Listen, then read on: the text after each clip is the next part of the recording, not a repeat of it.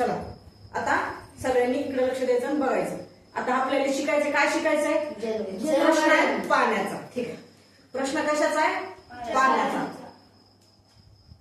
पाणी जे आहे आपल्याला प्यायला मिळते आहे की नाही? नळा वाटे येते, आपण काही जार आणतोय की नाही? समुद्रात पाणी आहे की नाही? पण समुद्राचं पाणी पिण्यायोग्य आहे का? नाही. ठीक आहे, नाही. मग पाणी जमीन जास्त आहे जगाच्या पाठीवर की जमीन जास्त आहे? जमीन. पाणी. जमीन कुठं जास्त आहे? पाणी जास्त आहे. पूर्ण पृथ्वीचा जर विचार केला तर पृथ्वीवर काय जास्त आहे? पाणी.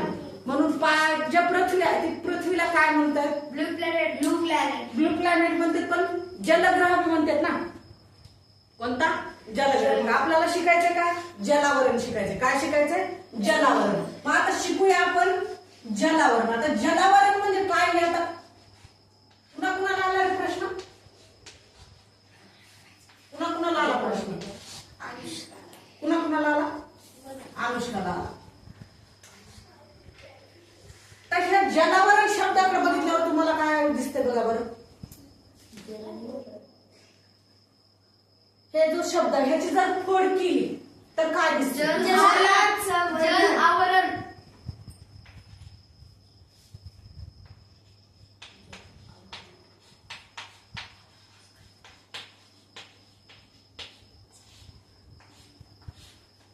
आवरण म्हणजे काय? जल म्हणजे पाणी हे कळालं आपल्याला नाही का नाही? जल म्हणजे पाणी कळालं, पण आवरण म्हणजे काय? वजन. वजन कशाचं? वजन कसं म्हणता येईल त्याला? आवरण. आवरण म्हणजे कवच ना रे, तसं का करता? आवरण. एखादी वस्तू आपण गुंडाळून घेतो ना कागदाने, त्याला आपण वरून आवरण घालतो ना. पपई तुम्ही कधी बाजारात विकत घ्यायला गेला? पेरू, पपई. पेरू वरती तो जाळीसारखा भाग घातलेला असतो. का घातलेला असतो? त्याला आवरणच म्हणतात ना त्याच्यावर. आणि पपईवरती पेपर झाकलेला असतो. पेपर मध्ये पपई पूर्ण अशी पॅक करून विकायला आणलेली असते बघा. प्रोटेक्ट. त्याला ते आवरण घातलेलं असतं. का? कारण ते जी वस्तू बाजारात येणार आहे ती खराब होऊ नये. का? एकमेकाला जर घासली तर बाजारामध्ये त्याची किंमत काय होते? त्या विकायला आणलेल्या वस्तूची कमी होते. ती किंमत कमी होऊ नये आणि त्या वस्तूचं योग्य मूल्य मिळावं म्हणून त्याच्यावरती ते काय केलेलं असतं? आवरण घातलेलं असते. मग आता इथं काय आहे? कोणतं आवरण आहे? जल आवरण आहे. पाण्याचं आवरण. कशाचं आवरण आहे? पाण्याचं. कशावरती आहे? जमिनीवरती आहे. किती? आता जमीन, टोटलच्या जमिनीचा विचार केला आपण. आता जल आणि आवरण हे जलावरण शब्दातच किती? दोन शब्द आहेत. कोणते? जल आणि आवरण. पाणी पण आहे आणि पाण्याचं कवच आहे. कशाला आहे? पृथ्वीला आहे. कशाला आहे? आता ही पृथ्वी आहे. पृथ्वी आहे. ठीक आहे. मग आता ह्या पृथ्वीवरती पाणी किती टक्के आहे? 71% पाणी. आता किती आपण म्हणू त्याच्यामध्ये? 71% पाणी आहे. किती?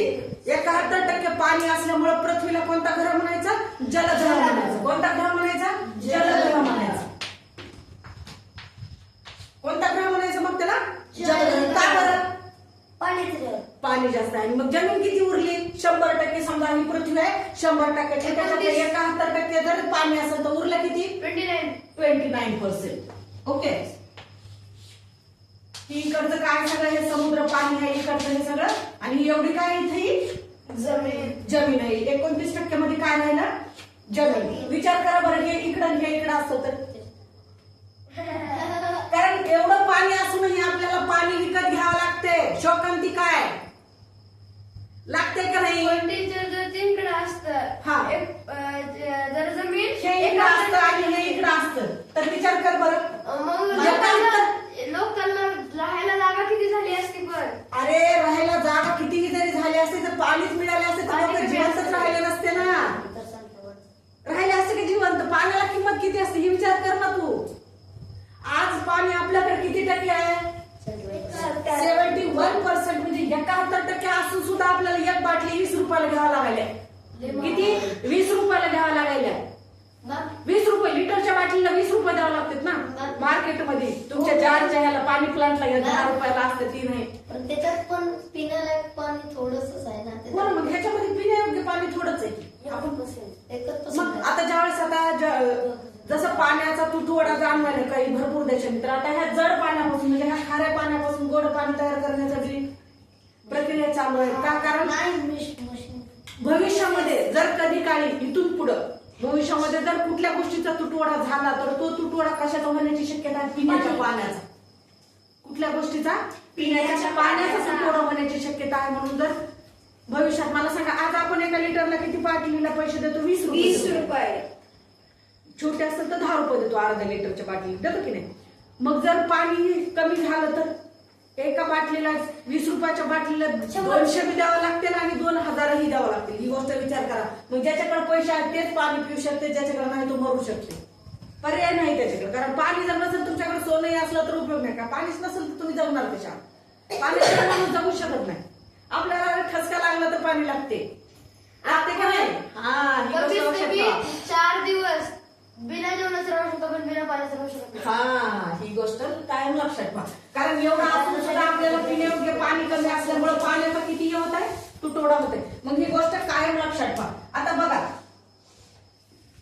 हे आहे पाणी, हे आहे पाणी आणि ही आहे जमीन. बरोबर. पाणी जर किती आहे? 71%. 71% म्हणजे पृथ्वीचा किती टक्के भाग आला? 71. 2/3. बरोबर, 2/3 आला. मग बाकीचं काय राहिलं? 1/3.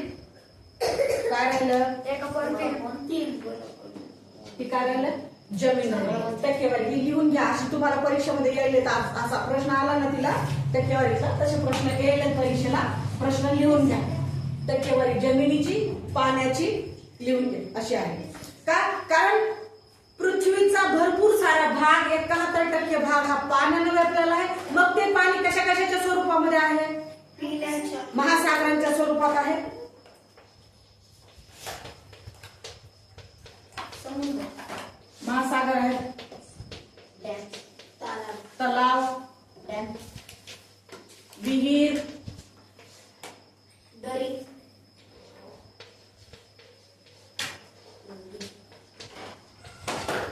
ह्या स्वरूपामध्ये एवढ्या ह्याच्यात. नाले म्हणजे ओढे ओढे छोटे छोटे असतात ना, ते नाले म्हणजे शहरातले नाल्यांचा तसा नाही अर्थ लावायचा. हा, डॅम्स. डॅम्स होऊ शकत. तलाव मग ते आहे ना, डॅम तलावाच्या ह्याच्यात येतात ना, साठवूनच ठेवले. तलाव म्हणजे मानव निर्मितच आहे, डॅम म्हणजे मानव निर्मितच आहे. बरोबर आहे का नाही? मग जर या एवढ्या स्वरूपामध्ये पाणी जमिनीवरती साठवलंय आणि हे पाणी आपण कशाला? महासागरातलं पाणी कुठेही पिण्याच्या कामाला येत नाही. आणि जास्त रमत का? कारण क्षारता जास्त असल्यामुळे खारट पाणी आहे. समुद्र कुणाचीही तहान भागवू शकत नाही, आहे की नाही? स्वतः पाणी असून सुद्धा तहानेजलेला असतो. जी गोष्ट आहे ते म्हणजे समुद्र. माणूस पाण्यात समुद्रात जरी राहिला तरी त्याला पाणी पिण्यासाठी बाहेर काठाला यावं लागतं. ही गोष्ट लक्षात ठेवा, आहे का? आपण म्हणतो ना आपल्याकडे किती आहेत, याच्यापेक्षा कामाचे किती आहेत ते महत्वाचं. ह्याच्याकडे किती आहे?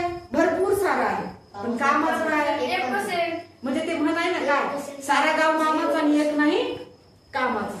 कसं? सारा गाव मामाचा आणि एक नाही कामाचा. असंच झालं ना त्याच्या बाबतीत, समुद्राच्या बाबतीत. समुद्र कुणाचीही तहान भागवू शकत नाही. ही गोष्ट काय लक्षात.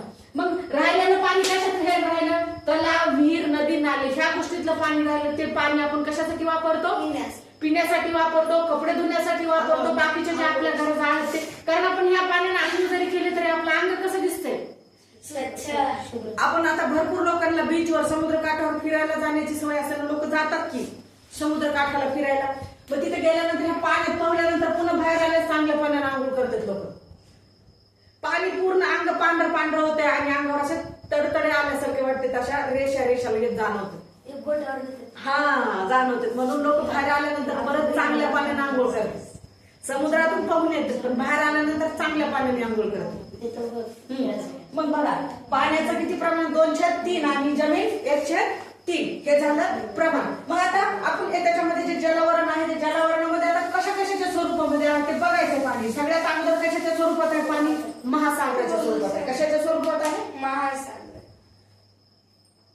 त्याच्यामध्ये